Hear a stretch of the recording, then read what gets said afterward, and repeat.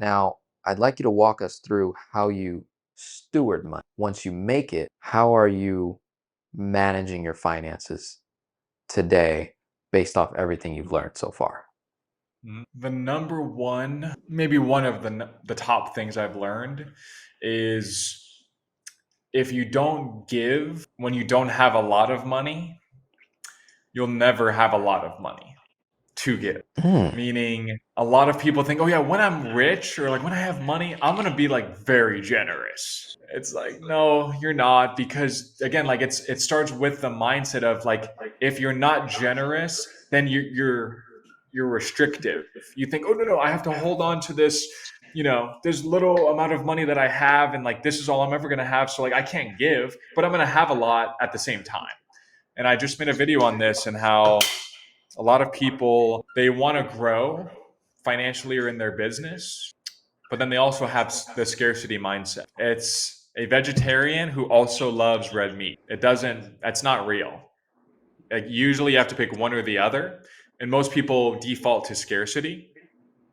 So if you give when you don't have a lot, and this could be like I would I sold my car, I would ride my bike to Starbucks, so I would work on my laptop 7 days a week to again like take action, figure this out. So I would get lunch at like IHOP, Fresh Market, cheap stuff. But sometimes there would be a nice old lady behind me, and I'd be like, she would have like a little like piece of cake or something, and I had maybe $100 to my name, but her thing was $5, so 5% of my net worth. So I'd be like, let me buy that for you, and she'd be like, no, no, no, like let me buy yours, and I'm like, I'm feeling good today. Let me buy your little cake or your little snack or whatever. If they had a whole grocery cart, I'd be like, in the future, not right now. I can't afford hmm. that. But I'm like, hey, let me give a little something. Or like a very nice waitress at like a little pizza place, like just like, and it's not a lot of money, but it was a lot of money to me at the time. And like that, I'm telling you, looking back, that was a big shift because when I got out of that scarcity mindset of like, oh no, no, no, I can't give, or like I can't do that, I can't, then that also bleeds into, oh, I can't go grow my business, I might as well get a job. Like, no, no, no, I too much risk, too much this, that. And people think, oh yeah, when I have a lot of money, then I'm going to think like that. But you have to start thinking that way and act as if. And again, just even if it's giving a little here, a little there, and it's not like you have to then give all your money away or something, but it's just, again, it's something where you're not restrictive and tight around money because I'll give this because I have more coming my way. Things are going to work out. And that's, again, very simplistic. But if you talk to any person that is doing well, they'll say that that's very important. And Yeah. obviously, there's the rare person that's always been stingy with money, and yeah, now they have a lot of money, but maybe they're 80 years old, and they never really enjoyed life or like really had great experiences, and yeah, now they have a lot of money, but I think the growth and abundance versus the scarcity, people need to get over that, or any of the logical strategies that we'll discuss or they'll see on YouTube, they'll be meaningless. Yeah, Meaningless. I agree. And you also need to, as the viewer watching, you need to look at the strategy someone's presenting to you or the mentality or the way that person's operating. Say, for example, the person that's operating out of scarcity, even if they end up with a lot of money in the later years in life, you also then need to measure, well, how much time do they have to experience that money or have experience and great memories with that money? How happy is this person? How much joy do they have? How many friends do they have? What are their relationships with their family, their spouse looks like? Because then you start to analyze other things around the money. You're like, I don't know if that's duplicatable. I don't know if that's attractive. I don't even want to be around that person. They just become people you don't want to be around. There's no fun. Even if, yes, they have the money, there's just no fun. So there's that element. So on a fundamental level, when it comes to stewardship of your money, before you even get it and when you have it, you have this mentality of giving first.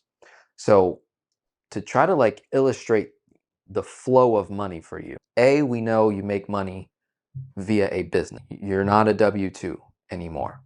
You founded your own business, you built it up from scratch. It now produces money. When it comes, when money lands into your business checking account, you've got this give first mentality.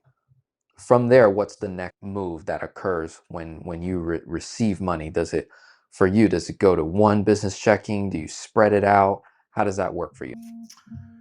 Yeah, so I think the biggest thing for me is I always pay my credit cards. And I like credit cards because, especially business credit cards, you get the points and then you get to use it on stuff. So I like using credit cards, but that's probably a pet peeve and like an OCD thing where, like, if every morning when I wake up, I take care of the dogs, make my wife a coffee, feed them, make my own coffee, and then I'm in the office usually by like 8 o'clock on the dot.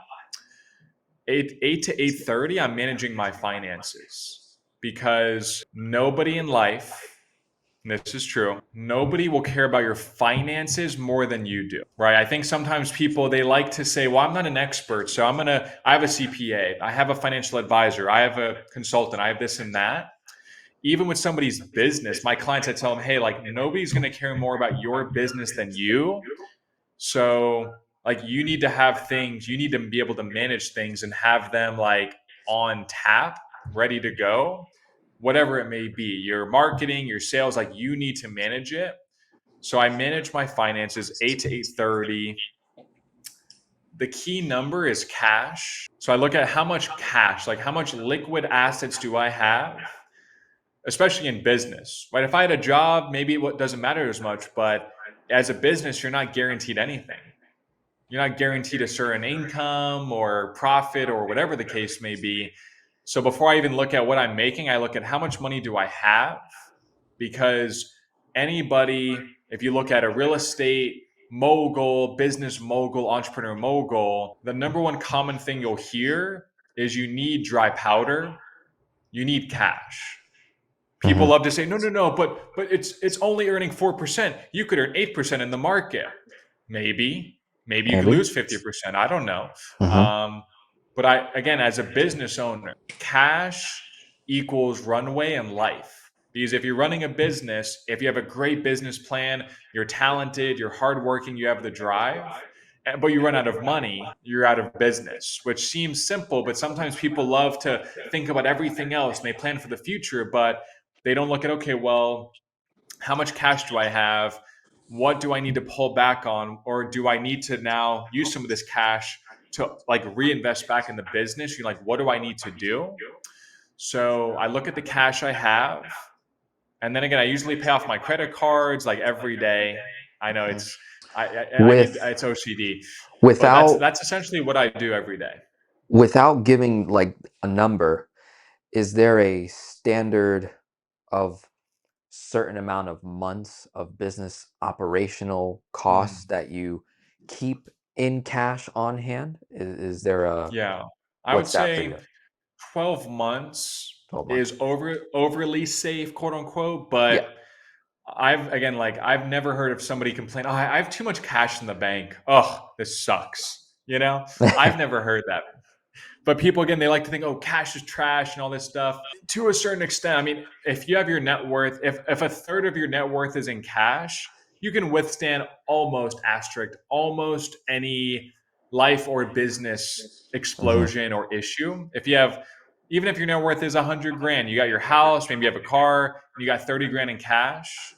I mean, that's, again, it's relative. So I would say a third of your net worth in cash. Okay. That's what I do. Everybody's different, not financial advice, but I would recommend, anybody that's a friend or family member of mine, hey, keep a year of savings, and that helps you also take risk Yeah. And you just build because then you're upon like, that, correct? mhm. Like you just keep building upon that. Like, Well, if it goes like where I have a lot, then I might, oh, depending on where somebody's situation is at, I may, pay down my mortgage a little bit, got you. Okay. maybe look to invest it, of Yeah. course. But I think that's what I'm saying. Like, I'm talking about if you're at minimum, what I'm saying, anything over that, it gives you room to take more risk, invest in your business, or, you know, defer some of your income and, yeah, again, like lower your profits. You can hire more people, but like having cash and liquidity, because a lot of talented people, they went out of business because they just ran out of money, which you'd be Right. surprised a lot of entrepreneurs don't look at their numbers often They do not. enough. They do not. It's actually quite scary. Because I deal with some of those business owners. I'm like, What? Okay, interesting." So let's keep opening this up so that people can see this. So in your case, money comes in, lands in a business checking. For you, the cash on hand category, does that go in a separate account or does that stay in a main business checking? How do you actually structure that for yourself? It depends. You know, some of it's business, some of it's personal. I do my Okay, best to put as much in a high yield savings account. It's gotcha, not going to make me rich. It's 4%, but gotcha. you know, after paying the taxes on it, it Yeah, might keep up with 3% inflation, maybe. So at least I'm gotcha. not like actively losing 3% on it, you know, but Yeah. But in I try essence, a high it yield savings account. gotcha. But technically, it's going to a separate account. Like you got your main business account where money comes in, lands into that checking. That checking's not earning the high yield. That's like your operations account. And then you have this give first mentality of whatever comes in. Then you've got a safety net that you create, 12 months, cash on hand. Then when it comes to operations, basically anything that could be paid with a credit card, you're running it on business and or personal credit cards and you're getting your cash back rewards and your points because that's essentially free money. And then you immediately pay that. Like you don't even create the possibility of being late or paying any kind of interest whatsoever. You settle that almost immediately, pretty much every day. And if we continue along, when it comes to, okay, you solve for give first, then you have your emergency money, and that's earning, high yield, 3, 4%, whatever it earns. You're not really concerned about it. It's just fixed money that needs to be liquid and available that allows you to perform better, I would say, in your business and Hmm. take more risk because you have this safety cushion. From there, as a business owner, do you set yourself up with a paycheck, a salary to your personal? How do you operate that? Yeah, no. So I do take a salary, and yeah, there's a whole bunch of, even with what you're saying with like the business checking and the personal. That's where a CPA is necessary because if you have an S corp, you can only take so many distributions. So that's where you get down the rabbit hole. But yeah, I mean, Correct. I have a small salary, nothing crazy or anything like that. But yeah, that's where a CPA can help you maximize how much salary do you pay yourself, when you time that out, and all that very detailed stuff. So again, I'm very numbers driven, so I naturally like researching that stuff and still consulting with a CPA. But that's where I think a lot of people, as they start making money, they need to get a CPA, because if you're not a numbers guy or gal, just not let them handle it, but like learn from them. Don't just like kind of and be like, I'll think about it later. You know, like think about it now, because a lot of people leave so much tax savings on the table just because they could do the same thing they're doing. They just don't know how to structure it, and they don't know what they don't know. Correct. No, I mean the tax law or the tax code is bigger than the Bible, I believe, or it has more Oh, words in really? it than the I than the believe it. Bible itself. So it's if not, it's competing for sure. So we're talking about a massive tax code, it's very complicated, very complex, that requires just another set of eyes to challenge ideas, to brainstorm ideas. And when you can work with a strategist, and this is what's I think trending more now, is not just working with a CPA that files your taxes, but actually working with a financial strategist, a tax strategist, I would say, that is specializing in tax strategy, tax saving to help you optimize your business profits. Because it's one thing to make a lot of money, it's a whole nother ball game when we talk stewardship of it. So that's why I'm really diving real deep with Alex here on like the stewardship of the finances. So he's already injected the give first as a foundation. Another foundation is cash on hand. He has a certain level of it, pays himself a salary that is reasonable according to the tax laws, all that good stuff. He's leveraging credit cards for points, cash back, both on personal and business. And then he just injected a tax planner, right? So having tax planning And I'll into jump in and this. mention something else, Denzel. Yep, go ahead. And I think people, and I'm sure you deal with this, people should get lines of credit, get liquidity, get access to money when you don't need it. I wouldn't say I've made the mistake. I like learned from an early because again, I didn't have somebody funding my business or like a safety net, so I had to be proactive with this. And I've even taken out business loans that like I didn't need, but it gave me like cash in the bank liquidity to take risks so that if it didn't work right away, like I would still be able to weather the storm. So I think people should, again, it's personal, opinion, but I think people should look into just accessing liquidity when they don't need it, because that's when banks want to give it. Yeah. Whereas when you need the money, they're like, actually, you're like the last person we want to work with because you kind of need the money right now, or you could Hmm. like even use. So it's just about getting access to money, especially I'm talking mainly for business owners too. Getting access when you don't actively need it right now. Maybe you might in a year, but get it ASAP because it's not also an instant process. Like I just got a HELOC on another property. It took like 2 months. So much back and forth, paperwork. Like a lot of this stuff isn't easy or fast. So you want to do it ideally when you don't need the money. So again, that's also something. It could be a business line of credit, HELOC, like whatever the case may be. But that's one thing. People don't look at the future and think, how can I protect my business from a capital structure? Which you would think is, oh, like, but Alex, isn't that scarcity? Like you're always going to make more. I believe that 100%. But I mean, what if you don't for the next 3 months? And then what if the next 9 months could be the best in your career, but you're out of business because you didn't make any money this month and next month? So you miss out on Yeah. all that growth. So sometimes it's just you got to figure out how can I protect myself to weather the eventual ups and downs of business cycles that you or I as human beings and nobody can predict. But you can predict that it's going to happen at some point. Look at 2020, look at 2008, like things happen. So you want to be prepared no matter best case, worst case scenario. Absolutely. You're now my audience, their ears perked up when you started saying HELOC and credit and access. So they like that. So you're talking to the right audience that is all about, access to capital.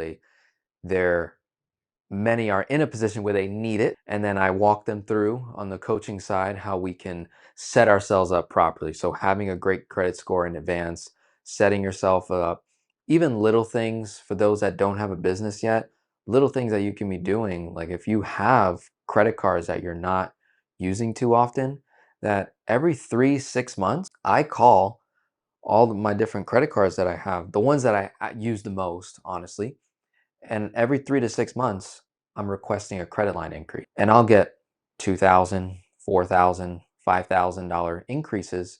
You do that over a decade, you can have credit cards that end up being around 50 plus $1,000 in no time. And it didn't require you to make more money necessarily.